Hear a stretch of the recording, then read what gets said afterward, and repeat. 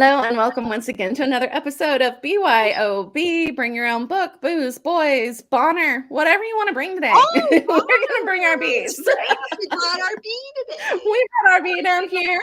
Our new bestie, Bee Bonnar. Bestie bee. Having way too much fun with letters. Already. Thank you. I am author Nola Nash, and she is Author Laura Kemp. And we've got with us author Bonnar Spring, and we have really enjoyed getting to talk to Bonnar before we have started the show. And it's always fun to do that because we learn a lot about people. We read bios and we know things, and then we get to find things in common when we actually sit down and talk. And so we've been talking book festivals and things like that, and author festivals, and all those good things that we want to explore as those possibilities and as they come up. So hopefully, just like Laura and I got to meet at Killer Nashville, maybe we can get to meet Bonnar in person at one of these things coming up. Yes. So Bonnar, I'm going to let you do your own intro. I figure, I could read your bio, but everybody can read your bio. Just tell us what you want everybody to know about you. Let's see. What do I want people to know about me? My name is Bonnar. It was my mother's maiden name. It's a Scottish name. I don't know anyone else named Bonnar. Just saying that because the whole Nola thing. I'm the author of international thrillers. I have 2 thrillers published. And because I'm not speaking from my home, I can only show you my debut novel, which won all kinds of awards, which was really awesome. For the Light is set in Guatemala, and it came out shortly in January 2020, shortly before the world closed down. That's a whole different story right there. And I Disappeared, which came out in May. I cannot show you a picture of, but it just came out in May, and it's a really fun novel set. I find it. So that's basically what I write. Now you I'm going to have show had a picture. The one. Have you got it? Beautiful. It has a beautiful cover. Laura's pulling it up so we can see it because it is a beautiful cover. It is really, really pretty. I love that. So much. The colors on it are just gorgeous. Yeah. All right. So Laura's okay. looking at The cover plane. No pressure. Okay. So much pressure. Did you find it? There it is. Thank you. It's great. I can never get this thing right. There you go. No, yes, it is gorgeous. The blues and the sand. I mean, it's just such a beautiful cover. And it is just very thought-provoking. Look at that. I mean, you just really want to know what it's about. I mean, they talk about don't judge a book by a cover, but this one will definitely draw you in. Yeah. So the story goes like this. My publisher showed me 5 samples of what they wanted to do for the cover, and they were all really, really bad. Oh. Well, they were dark and they didn't do anything. It was veiled women and whatever, and they weren't right at all. So what I did was I sent the person who was in charge of it some photographs that I'd taken in Morocco, and that's one of them. Oh wow! That's so cool. They had, so they had their the artist that's on staff. He painted it up basically. They zhuzh it. They do a little zhuzh. There was some sort of computer program that he did on it. But that's actually a picture of my good friend Jan standing on a sand dune. Jan is immortalized. You have an eye for photography. Well, Morocco is a very, very photogenic place. Photogenic. And so it made my job a lot easier, actually. But yeah, I took a lot of pictures. Jan and I went to Morocco, I think 6 times over. We used to take Jan's my closest friend, and we always used to go on a vacation between Thanksgiving and Christmas. And there's a long story behind that I don't have to tell people. But basically, we went to buy Christmas presents. So we didn't have to go to the mall or anything like that. So we would go. We went different places, but I think we went to Morocco 6 different times in the autumn. So yeah, it was great. And that is the place that I think everybody who has gone to Epcot goes, ooh, Morocco, because they have the Morocco at Epcot in Disney, and you go, wow, this is such an exotic, colorful, beautiful, vibrant place. But it's not somewhere that people are most likely going to say, my top of my vacation list is Morocco. But you come away with such a vibrancy from just seeing glimpses of it, seeing photos of it, the descriptions of it. What drew you initially to Morocco? The first time I went to Morocco, the first time Jan and I went to Morocco, we were actually on vacation in Spain, and it was cold and rainy, and we were in southern Spain, and we saw a sign for the ferry to Morocco, and we just said, what the heck? And we went to, the ferry goes from southern Spain to Tangier. And so we went, and I think we spent just 3 days or something just to get, sunshine. And I was really impressed. It was beautiful. Tangier is a very international city. Take one step backwards, it's probably not Morocco, but it was gorgeous. It was fun. It was wonderful. And so for our vacation the next year, we flew into Casablanca, and so we did that, and we spent our whole year there. But we're talking. You want to hold the book up again? If we're talking about Disappeared, which just came out. Yes. Okay. Now I got the theme song. So when we were talking conferences and stuff, and someone yes, I was on a panel, first drafts, about your con, okay. And when you're on an author panel, you sort of get together ahead of time, and it's like okay, everybody was going, first drafts, oh my God, what are we going to talk about? This is awful.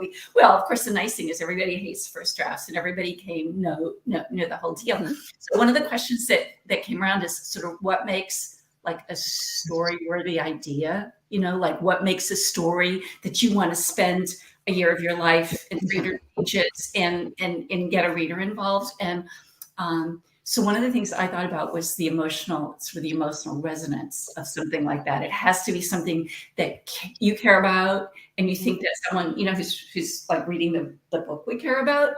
And so here's the story. We landed in Casablanca,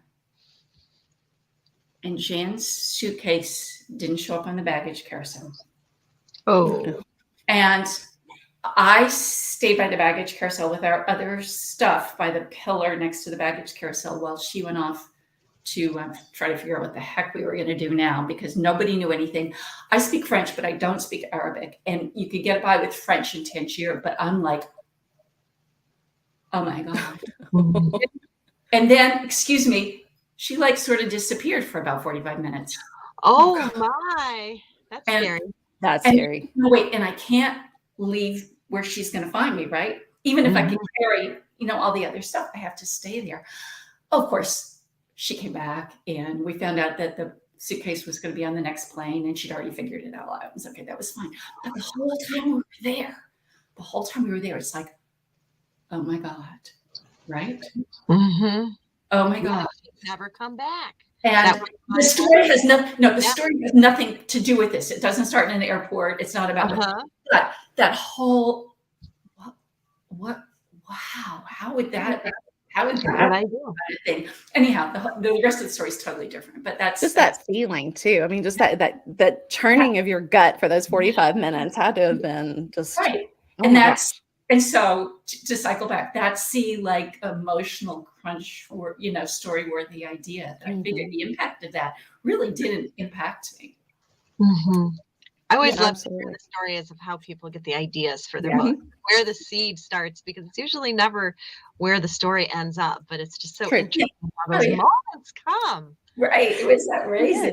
I expect you guys have some experience with that as well. Yeah, we do. We absolutely funny do. To tell, aren't they? Yeah. It is fun to tell, and I think readers like to hear those things too, because like my mom always said, she's a terrible writer, but she's a great editor. She said, I can't get the idea. I love to kind of nitpick your stories and find the plot holes. Like she's my greatest champion and my worst editor ever. I mean, she's the toughest editor. But, she always says, I can't do what you do. And I think when you have readers who love books so much, and she's a voracious reader, she loves books. So for her, the fascination is getting that story together, pulling all of those pieces that are there. Yeah. She just, for her, it's like it magically put itself together. I mean, she knows that there's a lot of work. She's seen what I do, but for a lot of readers who are passionate about the books, it's the germination of the story that's actually the interesting part, the difficult part for them, that's kind of out of their realm, which is what makes it interesting to hear the authors tell their stories about where that actually came from. Yeah, I know. I mean, anybody, pick anybody. They could be driving down the street and do a what if. You could do 20 what ifs. Oh my God, what if, blah, blah, blah. But by the time you get where you're going, they're like gone. It's those special, like those special ideas that just really knock your socks off. Well, and it seems sometimes like when you're searching for an idea for a story, they never come. But it's when you're doing something very random in the shower or, getting groceries, like, oh, that'd be great. And then I always wish I had a little pen and some paper to write it down. But they always can't tell you. Sorry, Laura. But my phone, the notes app on my phone is where I start jotting those things down. I get my little pen and paper out. I should use my phone. Yeah, definitely. I've always got my phone. I mean, then I go back and I flesh it out somewhere else. But if I don't jot those, like, just whatever that phrase was or whatever that, that initial thought was, if I can put it in my notes and I can generally go back to it. But the driving around and that kind of blinding flash was where Traveler came from. It was a what if, as I'm driving around Cool Springs and everything's real modern. As much as I love where I live, I've always kind of felt like I relate more to the historical old part of town more than the more developed, retail side of town. And I was thinking, God, I just kind of feel like sometimes I was just born in the wrong time. And then it was what if I was? How would I know? How do I get where I was supposed to be? And it was it's this random conversation with myself as I'm driving around in the car that became my what if, and it became Traveler. And so it does happen. It really does. Sometimes, though, it has to be the one that sticks. And if it sticks, that's the one. The ones that stick, that's for sure. Right. Have either of you had the experience of waking up in the morning? And it's not a dream. Well, okay, backstep. I used to teach. And so I used to get up early in the morning and jump and out the door. So it is my very great pleasure now that I'm semi-retired. And Laura and I, as teachers, are jealous of that. not jump up. But there is now in my life this not very long period, but this period of time where I'm not asleep and there's no alarm jarring me. And a lot of, like, I'm working in a mystery right now. And there was one scene that was just like not quite right. And this happened last week. And I woke up and I sort of I'd been thinking about it, the night before. And I just had this thought about how I could end the scene that would be so much better. I haven't done it. Early in the morning? Yeah, early in the morning. I find that too. The early morning is my best time for working and just, like meditating and centering myself when I don't have to rush off to the class.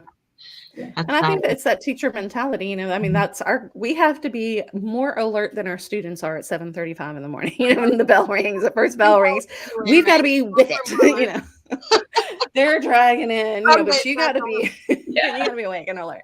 And what did you teach, Bonnar? What did you teach? I taught ESL, English to Speakers of Other Languages. I was in the Peace Corps out of college, so I joined the Peace Corps. That's so cool. Yeah. We did want to ask you about the Peace Corps.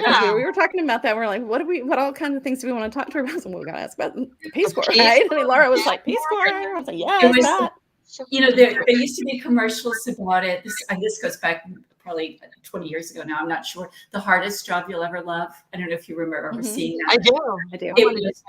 It was hard, and it was the hardest job. I loved it. It made so much difference. And, I went back to school and got a master's after I came home from the Peace Corps. But like I say to a lot of people, I think I got the two different colleges that I taught at. I think I got the job there based on my Peace Corps training and not my master's. Wow.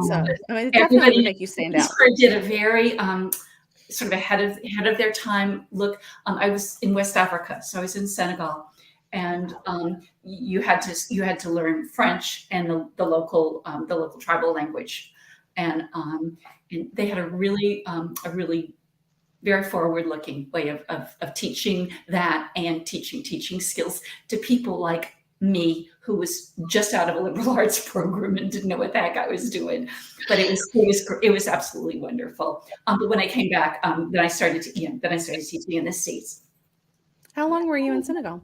2 years. 2 years. That's a normal Peace Corps thing. I will date myself by saying that this was during the Vietnam War, and there were a lot of guys you could re-up for a third and a fourth year, and I stayed for 4 years. I bet they did.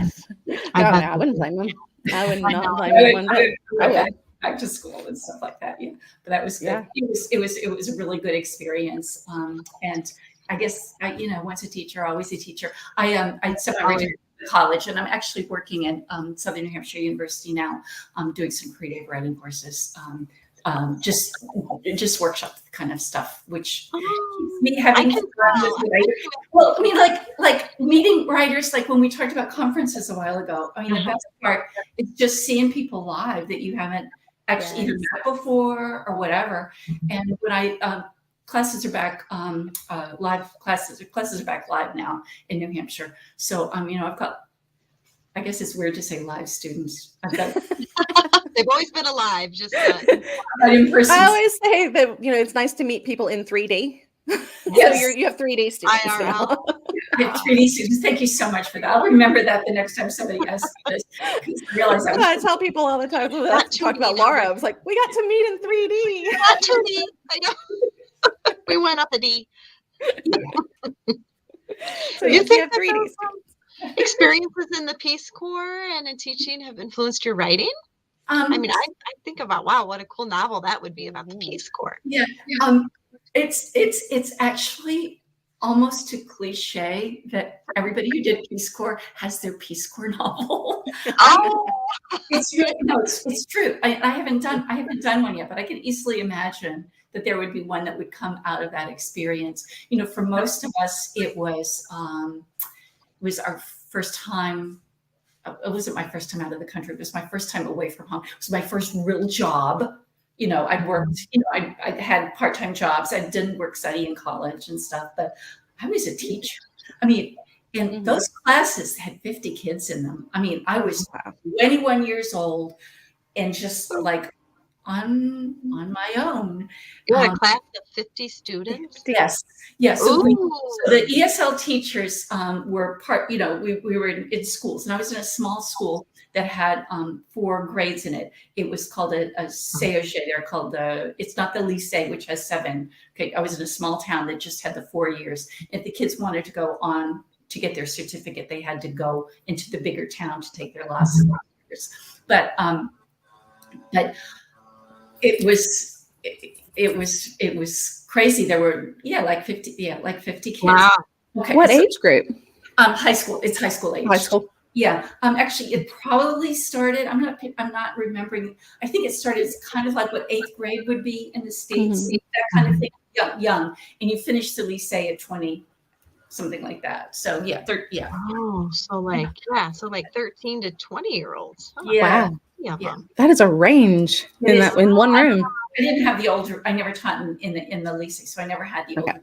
They were teenagers, and it was a tough job, but it was way lots of fun. And then there were other Peace Corps, like that's a general word for other humans who were part of the Peace Corps. There were other Peace Corps people fairly nearby, and there were things to do on the weekends and stuff like that. Oh, wow. What an experience to have. Yeah. I try to get my kids to do it. My kids are old enough. They're grown-ups now, and I try to get every single one of them to do it. Nope. I hear Dudley over there. Oh, is that Dudley growling? Dudley was growling. Oh, there's somebody doing some yard work. So just like you've got bulldozers over at your house, Bonnar, I've got the lawn. I heard it. I was on a Zoom the other day, and someone's dog started barking and wouldn't stop barking. Yeah, I mean, Dudley's over here on the, and I usually have him crated when we do this, but I was like, he's just chilling. He's asleep. So and of course, the lawn crew's got to show up for him to bark at. Which I think they're blowing leaves, which is dumb because we're under a wind warning and like there's thunderstorms coming in and stuff. But they keep blowing the leaves off the road. Like, don't you think 2 seconds from now the gust is going? Why are you doing that? So you blow the leaves one direction, and then you blow them the other direction. Yeah, and then you blow them the third direction. I can't figure out why they're done. And I was watching them this morning, and they're just blowing all the leaves, blowing all the leaves, blowing all the leaves. And the trees are doing like this, and all the leaves are flying out of it. And then they had them all piled up on one side of the road. And then when I was coming back from where I was at work this morning, I come back and the road is completely clear. And as I go to drive, it was like a scene from a movie. The leaves kind of go whoosh and they just wash all over the road. And I went, that was about, I don't know, $12.50 of somebody's pay earlier today. Just blew right across the road. Blow them back. I want that job. Just blowing leaves back and forth. Stupid. I just watched them. I was drinking my coffee on the balcony and going, this is real dumb, guys, but I'm not just a professor. It's better than TV, isn't it? Watching the leaf guy. It's really funny. And so now it's dark. You can tell the storms are coming in, and I'm hearing them out there blowing the leaves again. Like, why? You had to blow him back. He's back. That's right. They had to put him back, and they can clear the road again. So the storms can come in later. If I turn my direction, I don't know what the leaves are like in Nashville. I'm sorry, in Franklin. This time, but I bet they're gorgeous where you are, though. So Bonnar, yeah. Okay. Michigan, I'm not going to stay sitting there. The lights. Oh, I saw it. I'm in Michigan, and we have the most beautiful fall I think we've ever had. And is your fall in New Hampshire? It's absolutely been gorgeous. Absolutely gorgeous. Me This too. has been really colorful too. Right now, I mean, it's everything's going from gold to sort of brown.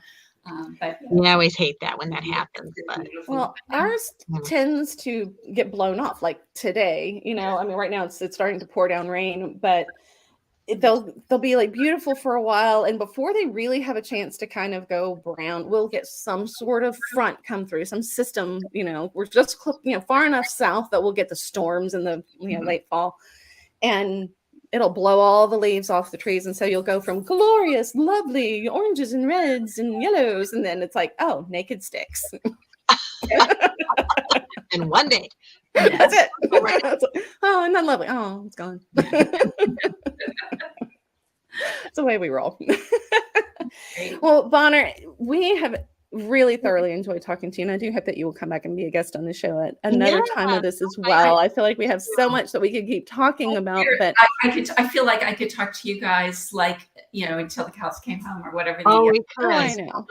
You're wonderful, and it would be if the 3D thing ever happens, I would be so glad. Yeah, we'll keep in touch. So if we please do. Yeah, absolutely, we will. Now, Bonnar, tell everybody where they can find you online and where they can find your books as well. So my books are available pretty much on order for any bookstore. They're available on Amazon. My first book is available as a hardcover, as a paperback, as an ebook, and as an audiobook. Excellent.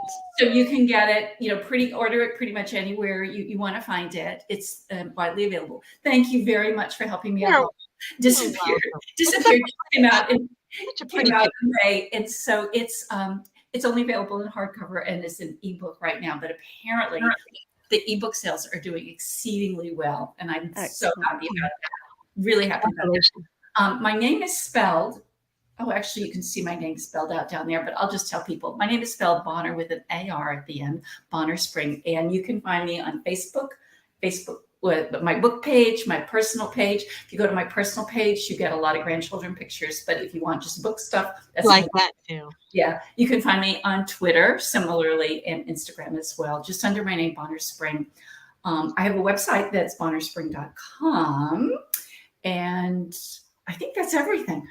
She's not Bonnar Spring, Kansas. I did. Oh, no. When I was Googling you, Bonnar Spring, Kansas came up. I'm like, oh, that is crazy. You have to do 30 seconds for another story. The head librarian at the Bonnar Springs Library called me it was a year ago, it was during COVID, I don't remember exactly, and said, so is that like your real name or is it some kind of pen name? And it's like, no, it's actually my real name.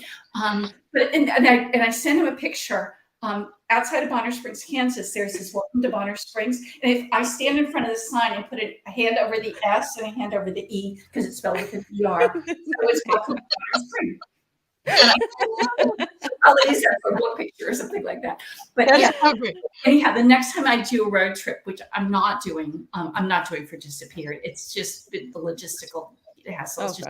But I have a standing invite to speak at the Bonnar Springs Library. Excellent. That is so cool. I am just out of the blue. You know that you meet the nicest people, and you do. Just want to thank you so much for inviting me to come on. Thank you. Oh, thank you for. We are super glad to have you. It's been so much fun talking to you, and we are going to wrap up. We know exactly where to find Bonnar now, and we're going to definitely have her back. Thank you guys so much for joining us. This has been a copywritten podcast of Authors on the Air Global Radio Network, and we will see you next time on BYOB.